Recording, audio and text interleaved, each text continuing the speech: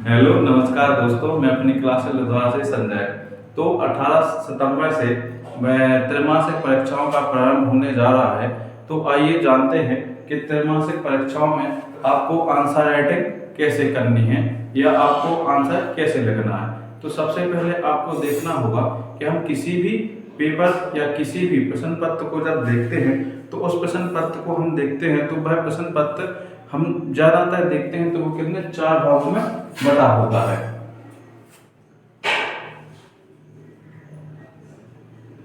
4 भागों में। अब यदि हम इसे अंग्रेजी में देखें तो इसे सेक्शन, अंग्रेजी में हम इसे क्या कहते हैं सेक्शन, और हिंदी में देखेंगे तो इसे क्या कहेंगे हम भाग। तो ज्यादातर क्या होता है पेपर को 4 भागों में बांटा जाता है। ए आ बा सा उद्दा या ए बी सी या डी।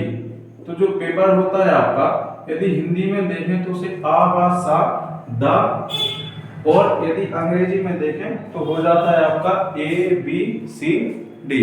तो पेपर को मुख्यतः कितने भाग में बांट दिया जाता है? 4 भागों में बांट दिया जाता है।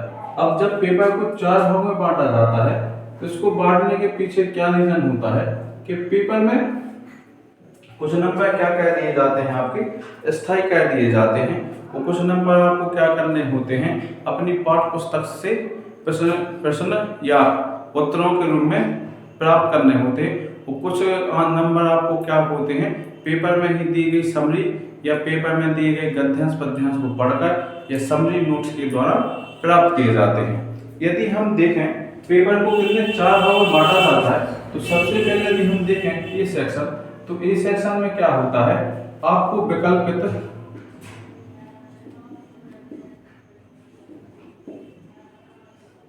प्रश्न मतलब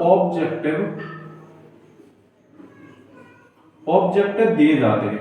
अब जो आपके विकल्पित प्रश्न होते हैं इनकी संख्या आपके पेपर के या सब्जेक्ट के अनुसार निर्धारित कर दी जाती है।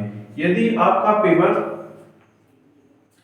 75 अंक का है तो उसके हिसाब से आपको रख दिया जाएगा। यदि आपका पेपर 100 नंबर का है तो उसके हिसाब से आपको क्या कह दिया जाएगा सेक्शन ए में क्या दिए जाते हैं आपको ऑब्जेक्टिव दिए जाते हैं। अब इस ऑब्जेक्ट में क्या होता है आपको रिक्त स्थान भरना होता है। रिक्त स्थान इसे हम कह सकते हैं ब्लैंक स्पेस। रिक्त स्थान के बाद आपको इसमें क्या होता है ऑब्जेक्टिव चुनने होते हैं अर्थात विकल्प चुनने होते हैं। इसके लिए आपको आ बा सा या दा, या फिर उसी में आपको 1 2 3 या फिर 4, या ऐसे नहीं दिया जाएगा तो आपको दे दिया जाएगा ए बी सी डी। तो ऐसे आपको क्या दे दिए जाते हैं 4 विकल्प दे दिए जाते हैं। जब आपको 4 विकल्प दिए जाते हैं तो इसी के साथ में आपको यहाँ पर क्या लिख दिया जाता है 4 आंसर भी दिए जाते हैं विकल्प के रूप में। जो 4 आंसर आपको विकल्प के रूप में दिए जाते हैं यदि आप इनका आंसर लिखेंगे तो आपको क्या ध्यान देना है, यदि आ दिया है तो आपको आ के साथ ही आंसर लिखना है। यदि 1 दिया है तो आपको 1 के साथ ही आंसर लिखना है। यदि ए दिया है तो आपको ए के साथ ही क्या करना है आंसर लिखना होता है। अब यदि आप ऐसा लिखते हैं तो आपको क्या होता है नंबर में बढ़ोतरी तो नहीं होगी, लेकिन जो एग्जामिनर है वो आपके एग्जाम चेक करते समय इम्प्रेस जरूर हो जाएगा। मतलब वो आपकी लिखावट से क्या हो जाएगा इम्प्रेस। जब इम्प्रेस हो जाएगा तो first impression is the last impression. जैसे ही आपका प्रथम उसके ऊपर इम्प्रेशन पड़ेगा वो आपके पेपर को उतने ज्यादा बारीकी से या उतने ज्यादा बारीकी के साथ साथ उतने ज्यादा ध्यान से नहीं पड़ेगा, क्योंकि आपने क्या किया है जो एग्जामिनर है उसको स्पष्ट व्यवस्थित आंसर लिख के दिया है। जब आप स्पष्ट व्यवस्थित आंसर लिख के देंगे तो एग्जामिनर को भी आप पर विश्वास हो जाएगा कि जो लड़के ने या जो भी स्टूडेंट ने आगे लिखा है वो अच्छा ही लिखा होगा। तो इस प्रकार आप क्या कहते हैं आपकी बोर्ड में जो आपके प्रश्न पत्र में आए प्रश्न है उनका क्या कह लेते हैं आप आंसर लिख देते हैं। अब जो आंसर लिखने का तरीका है, रिक्त स्थान में आपको क्या करना होता है पूरा रिक्त स्थान नहीं लिखना है। जैसे आपके पेपर में दिया जाता है रिक्त स्थान, अब जो रिक्त स्थान दिए जाएंगे आपको क्या करना है कि पूरा रिक्त स्थान नहीं लिखना है। रिक्त स्थान ना लिख के आपको क्या करना है, जो आपके रिक्त स्थान का क्या दिया गया है प्रश्न नंबर, प्रश्न नंबर को आप क्या करेंगे, प्रश्न नंबर को लिख लेंगे। जैसे मैंने अभी यहाँ बताया, प्रश्न नंबर को आप लिख लेंगे और जो उसका आंसर है उसको आंसर को आप इसके सामने लिख देंगे।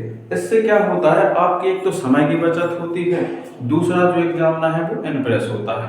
अब इसके बाद आप क्या आ जाएंगे सही जोड़ी पर। तो आपको सही जोड़ी या मैचिंग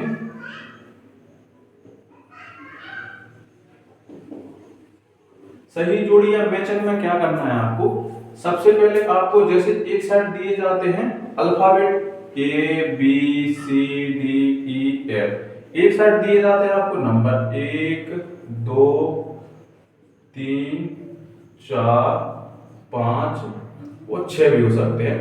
तो आपको एक साइड क्या दे दिए जाते हैं अल्फाबेट, एक साइड क्या दे दिए जाते हैं आपको नंबर। तो आपको क्या करना है, जैसे आपको जी तो आपके क्या हो जाएगा इसमें क्वेश्चन हो जाएंगे अल्फाबेट।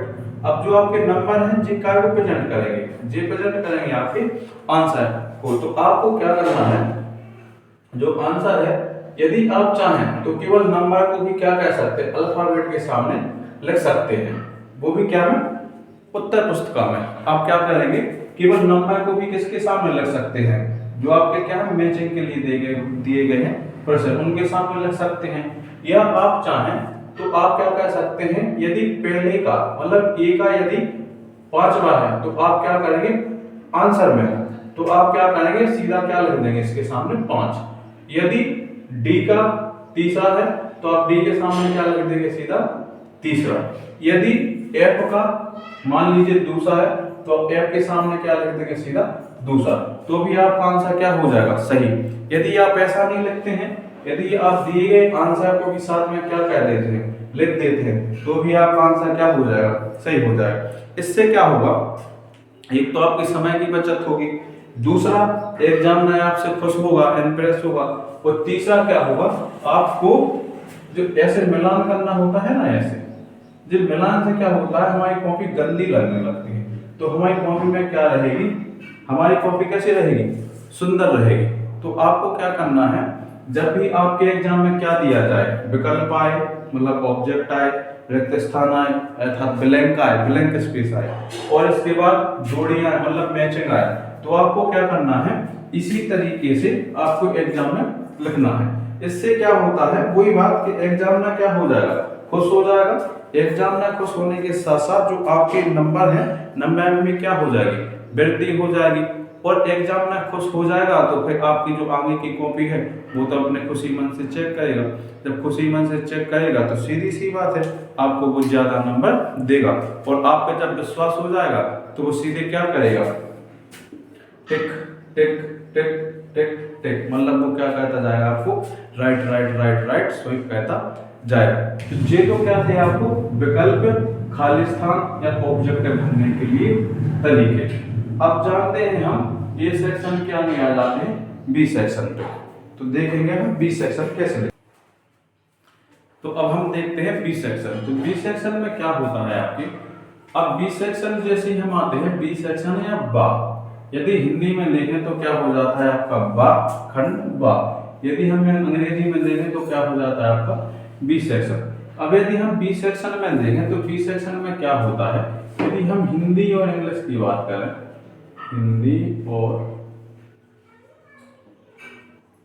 इंग्लिश की बात करें तो हिंदी इंग्लिश में क्या होता है आपके, यदि हम हिंदी इंग्लिश में देखें बी सेक्शन में तो आपके बी सेक्शन में क्या होता है गद्य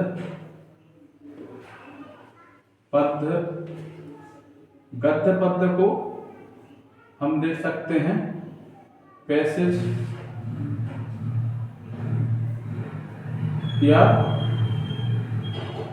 गद्य पद्य पैसेज या समरी या नोट्स। तो आपके क्या होता है, यदि हम क्या में देखें ए सेक्शन में तो ए सेक्शन अगर अंग्रेजी में जाएंगे तो ए सेक्शन में क्या देखने को मिल जाएगा, पैसेज समरी नोट्स। यदि हम हिंदी में जाएंगे तो बी सेक्शन हमें क्या मिल जाएगा, गद्य पद्य देखने को मिल जाएगा। अब B section, A section, D section आगे पीछे भी हो सकते हैं। तो सीधी से अगर हम बात देखें तो जिसमें विकल्प ऑब्जेक्टिव रिक्त स्थान होते हैं तो उसे कैसे भरना है, जैसे मैं बताया। अब जिसमें नोट्स समरी दिए जाते हैं तो उसे हम देखते हैं कैसे करना है। तो सबसे पहले हमें क्या करना है, किसी भी हम एक समरी को क्या कर लेंगे, उठा लेंगे, मतलब गद्यांश को क्या करेंगे, हम उठाएंगे। अब गद्यांश को उठाने के बाद हम इस पे क्या करेंगे, सबसे पहले हम इसको पढ़ेंगे। सबसे पहले हम इसको क्या करेंगे, पूरा पढ़ लेंगे। पढ़ लेने के बाद अब हमने क्वेश्चन तो पहले ही पढ़ लिया था, इसमें क्या करना है। जैसे हमें क्वेश्चन पढ़ा हमने, यदि आप क्या है, यदि आप अंग्रेजी में अच्छे हैं तो आपको क्या इसमें पढ़ते ही आपको इसमें क्या पैसेज में हमें क्या मिल रहा है, लिखना पड़ता है। पैसेज में हमें क्या लिखना पड़ता है, इसमें से समरी लिखनी पड़ती है। समरी को हम हिंदी में बोले तो सारांश लिखना पड़ता है। अब यदि आपकी अंग्रेजी अच्छी है तो आप पढ़ लेंगे, पढ़ने के बाद आप सारांश लिख देंगे। यदि हम हिंदी में देखें तो हिंदी में हमें क्या लिखना पड़ता है, सारांश लिखना पड़ता है। अब नोट्स, यदि हम नोट्स को देखें अंग्रेजी में तो अंग्रेजी में नोट्स का क्या होता है, आपको क्या करना पड़ता है कि जो इम्पोर्टेंट जैसे किसी भी कहानी को हम देखें उसमें कुछ ना कुछ महत्वपूर्ण बिंदु आ जाते हैं, उसे हम काय के रूप में देख लेते हैं, नोट्स के रूप में। जैसे मान के चलिए आपने किसी भी महान पुरुष के बारे में पढ़ा। अब महान पुरुष के पढ़ने के बाद आपको उसकी क्या लगेगी, डेट हाईलाइट करनी पड़ेगी। डेट के बाद उसका नाम हाईलाइट करना पड़ेगा। नाम के बाद उसका काम हाईलाइट करना पड़ेगा। काम के बाद उसने क्या अचीव किया, ये हमें क्या करना पड़ेगा, हाईलाइट करना पड़ेगा। अब अचीव के बाद उसने कुछ सामाजिक कार्य किए हैं तो उसको भी हम क्या कर लेंगे, हाईलाइट कर लेंगे। उसने अपने क्षेत्र विशेष में कुछ महान काम किए हैं तो हम उसको भी क्या कर लेंगे, हाईलाइट कर लेंगे। और फिर कब उसकी मृत्यु हुई या कब वह वीरगति को प्राप्त हुआ हम उसको भी क्या कर लेंगे, हाईलाइट कर लेंगे। तो जो हाईलाइट होती है उसे हम आम भाषा में क्या कहते हैं, हाईलाइट। और जैसे हम उसे काय में एग्जाम में लिखते हैं तो उसे हम काय में कन्वर्ट कर देते हैं, नोट्स में कन्वर्ट कर देते हैं। तो हम नोट्स में कन्वर्ट कर दें तो नोट्स लिखने के 2 या 3 तरीके हो सकते हैं। पहले आप क्या करेंगे, नोट्स लिखने के लिए सबसे बढ़िया एक टाइटल देंगे। टाइटल मतलब उसका शीर्षक क्या रहेगा। शीर्षक लिखने के बाद आप उसे पॉइंट के रूप में भी लिख सकते हैं। पॉइंट के रूप में नहीं लिखेंगे आप तो आप उसे हेडिंग बना के भी लिख सकते हैं। यदि हेडिंग बना के भी नहीं लिखना आपको तो आप क्या कर सकते हैं, उसको एक डायग्राम में भी कन्वर्ट कर सकते हैं। डायग्राम में कन्वर्ट करने के लिए सबसे पहले टाइटल दे देंगे और उसे हम 2 भाग में डिवाइड कर देंगे। ऐसे कह देंगे कि सबसे पहले हो सब उसके नाम से संबंधित, फिर उसके काम से संबंधित, नाम और काम से संबंधित हो जाएगा। फिर हम इसके नाम से उसने क्या क्या काम किए हैं उसको हो जाएगा, और काम से संबंधित उसने क्या क्या अचीवमेंट ली हैं वो हो जाएगा। अब इसके बाद नाम में उसने कितने अचीवमेंट किए, कुछ बुराइयां भी होंगी, वो काम में किसने कुछ अचीवमेंट किए होंगे और कुछ उसकी कमियां भी होंगी या बुराइयां होंगी, उन्हें भी हम क्या कर लेंगे, नोट कर लेंगे। फिर से हम क्या बना सकते हैं, नोट्स बना सकते हैं। तो इसे हम कितने 3 प्रकार से, तो सबसे पहले हम क्या कह सकते हैं, बिंदु मतलब पॉइंट के रूप में लिख सकते हैं। पॉइंट नहीं लगे तो हम हेडिंग के रूप में लिख सकते हैं। हेडिंग नहीं लगे तो हम काय के रूप में लिख सकते हैं, डायग्राम के रूप में लिख सकते हैं। तो ये तो क्या थे आपके नोट्स लिखने के तरीका।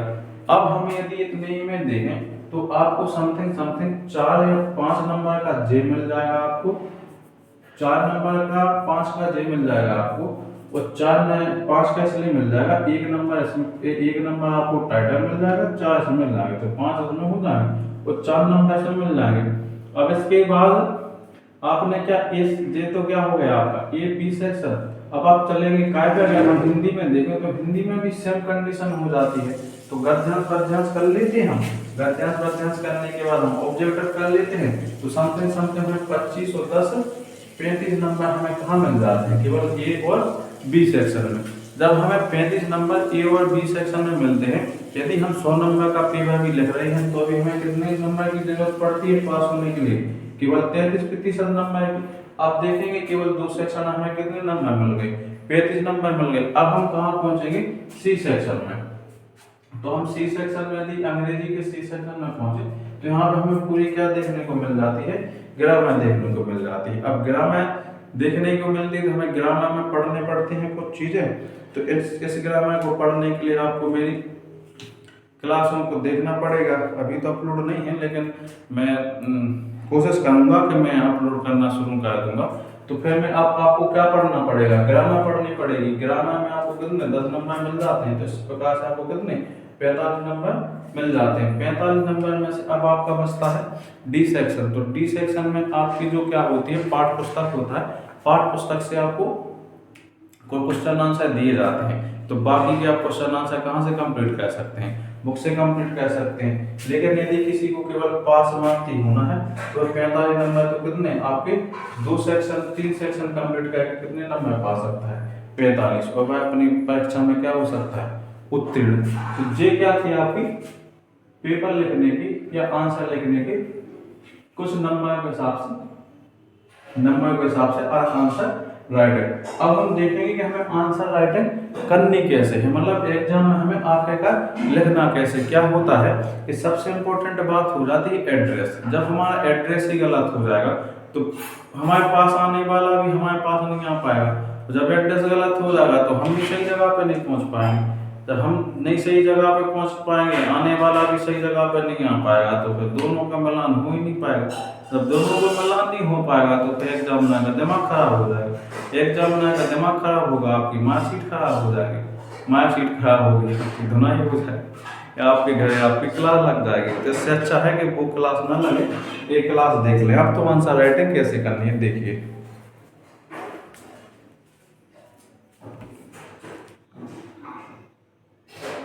तो आइए अब हम देखते हैं आंसर राइटिंग। आंसर राइटिंग में क्या करना होता है आपको, सबसे पहले आपको जो भी एग्जाम में जो भी आपको क्या दिया जाता है, प्रश्न पत्र दिया जाता है या क्वेश्चन पेपर दिया जाता है, प्रश्न पत्र या क्वेश्चन पेपर, जो भी आपको प्रश्न पत्र क्वेश्चन पेपर दिया जाता है, तो सबसे पहले आपको क्या करना पड़ता है, इसमें जो दिए गए इंस्ट्रक्शन होते हैं, इंस्ट्रक्शन मतलब जो दिशा निर्देश दिए जाते हैं, इन दिशा निर्देशों को आप सबसे पहले क्या कहते हैं, अच्छी तरीके से पढ़ते हैं। जब दिशा निर्देश आप अच्छे तरीके से पढ़ लेंगे तो आपको समझ में आ जाएगा कि हमें ए सेक्शन में क्या करना है, बी सेक्शन में क्या करना है, सी सेक्शन में क्या करना है और डी सेक्शन में क्या करना है। जब आप सेक्शनों के बारे में उसके अंकों के आधार पर दिशा निर्देश के अनुसार देख लेंगे तो आपको एक मोटे तौर पर आइडिया लग जाएगा कि हमें किस सेक्शन में कितना ज़्यादा समय देना है। अब उस समय के हिसाब से आप एक बार पूरा पेपर पढ़ लें। जैसे ही आपने पूरा पेपर पढ़ा, पढ़ने के बाद जो भी आपको क्वेश्चन या जो भी जिस भी क्वेश्चन के आपको आंसर बन रहे हैं, सबसे पहले तो आप क्या कीजिए, उस सेक्शन का नाम लिख लीजिए। माना मुझे सेक्शन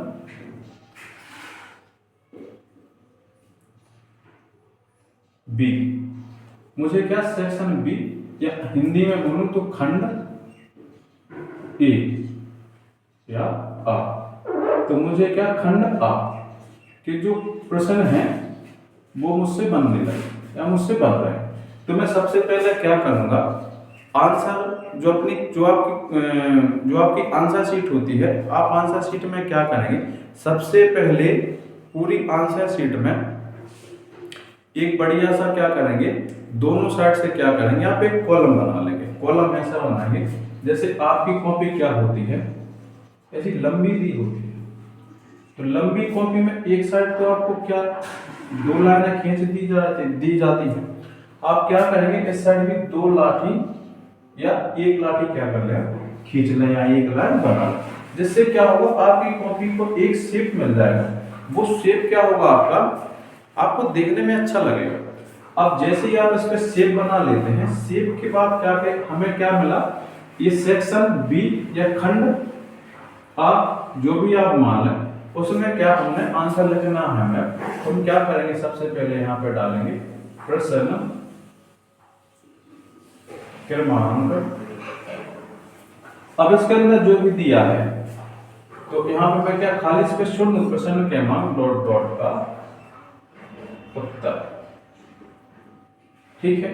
यदि आप अंग्रेजी माध्यम से हैं तो आप क्या लिखेंगे, क्वेश्चन नंबर जो भी आपका दिया उसका आंसर। अब इसमें आपको एक चीज याद होना चाहिए, यदि अथवा का दिया गया तो आपको हिंदी में क्या लिख देना है, अथवा। वो कहाँ पे लिख देंगे आप, यहाँ पे। अगर आपके यहाँ पे जगह पड़ी है तो आप यहाँ लिख सकते हैं, यदि जगह नहीं पड़ी है तो आप क्या करेंगे, ऐसे ओब्लिक लगा के भी आप क्या कह सकते हैं, अथवा लिख सकते हैं। यहाँ पे आपका क्वेश्चन नंबर दिया गया तो यहाँ पे आपका अंग्रेजी में क्या दिया जाता है, और, तो आप क्वेश्चन में क्या लिख देंगे, और। अब जे क्या कर लिया आपने, एड्रेस सही दे दिया। जैसे ही आप एड्रेस सही देते हैं, आप ये मानिए कि आपने अपना आधा काम कर दिया। जब आप अपना आधा काम कर देंगे, इसके बाद आपको क्या करना है, यहाँ पे लिखना है उत्तर, या अंग्रेजी में बोले तो आंसर। अब यहाँ पे आपको क्या लगाना है, बढ़िया से डैश। डैश लगाने के अब जो काम करना है आपको, जी करना है इस लाइन के अंदर। ये पूरा काम आप कहाँ करेंगे, लाइन के अंदर। इतना कहने के बाद आपको यहाँ से बेहतरीन जो आपका आंसर है, आपको आंसर लिख देना है। इस प्रकार आपकी जो कॉपी है वो बड़ी सुंदर लगेगी। आपकी कॉपी सुंदर लगेगी तो जो एग्जामिनर है वो भी आपकी कॉपी को देख के क्या हो जाएगा, प्रसन्न। जब प्रसन्न हो जाएगा तो सीधी सी बात है, आपको नंबर क्या करेगा, वो अच्छे देगा। अब एक बात और करना है, ये तो क्या हुई आपकी प्रश्नोत्तर की बात। अब यदि क्या है, यदि आपके प्रश्न में या आपके हल करते समय बगल में कोई इंस्ट्रक्शन, जैसे यदि आप त्रिकोण कहते हैं तो आप वहां पे क्या लिख दें, त्रिकोण। यदि आप पक्षांतर कहते हैं तो आप वहां पे क्या लिख दें, पक्षांतर। यदि आप घटाते हैं तो आप वहां भी क्या लिख दें, घटाते। जोड़ते हैं तो यहाँ क्या कहते हैं, आप इंस्ट्रक्शन बतलाते जाते। इससे क्या होता है, चेक करने वाला जो एग्जामिनर होता है उसे ज्यादा दिमाग नहीं लगाना पड़ता है। जब आदमी ज्यादा दिमाग नहीं लगाएगा तो वो थोड़ा आपसे खुश रहेगा। जब खुश रहेगा तो सीधी सी बात है, नंबर क्या हो जाएंगे आपके, गेन होंगे। नंबर गेन होंगे तो आपकी मार्कशीट गेन होगी, मार्कशीट गेन होगी तो फिर आपकी मार्कशीट गेन होगी तो फिर आपको घर पे भी क्या मिलेगी, शाबाशी मिलेगी, प्रोत्साहन मिलेगा। तो इस प्रकार आपको क्या करना है, आंसर राइटिंग करना है। आशा करता हूँ समझ में आ रहा होगा। यदि समझ में आ रहा है तो लाइक करें, शेयर करें, फॉलो करें और मुझे सपोर्ट करें। मैं आपको आगे वीडियो देता रहूँगा। धन्यवाद।